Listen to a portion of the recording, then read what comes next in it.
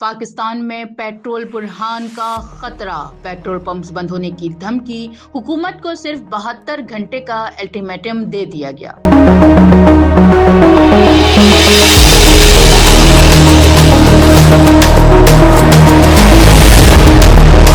Pakistani petroleum dealers association ने हुकूमत के सामने अपने नकाती मुतालबात रखते हुए बड़ा ऐलान कर दिया। एसोसिएशन ने वाज़ा कर दिया कि अगर 72 घंटों के अंदर मुतालबात पर अमल दरामद न किया गया तो 15 अगस्त सुबह 6 बजे से मुल्क भर में पेट्रोल पंप्स गैर मुय्यना मुद्दत के लिए बंद कर दिए जाएंगे। कराची में प्रेस कॉन्फ्रेंस करते हुए पाकिस्तान पेट्रोलियम डीलर एसोसिएशन के चेयरमैन मलिक खुदाबख्श ने वाइस चेयरमैन अनवर कमाल, अमीर खान, तारिक हसन और दीगर ओहदेदारों के हमरा हड़ताल का ऐलान किया।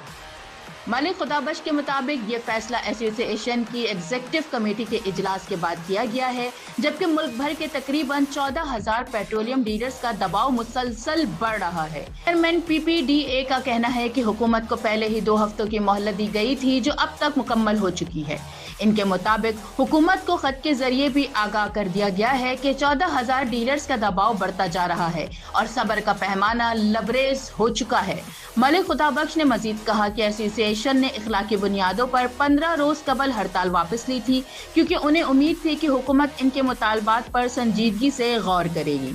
लेकिन अब डीलर एसोसिएशन ने वाजे कर दिया है कि अगर मुतालबा तस्लीम ना हुए तो 15 अगस्त की सुबह मुल्क भर के पेट्रोल पंप्स के पहिए रुक सकते हैं। और अगर वाकई ऐसा हो गया तो सवाल ये है, क्या मुल्क में एक बार फिर पेट्रोल की किल्लत और अवाम की लंबी कतारों का बुरहान पैदा हो जाएगा? हुकूमत के पास सिर्फ 72 घंटे हैं। क्या मुज़ाकरात से मामला हल होगा या 15 अगस्त को मुल्क भर में पेट्रोल पंप्स बंद हो जाएंगे?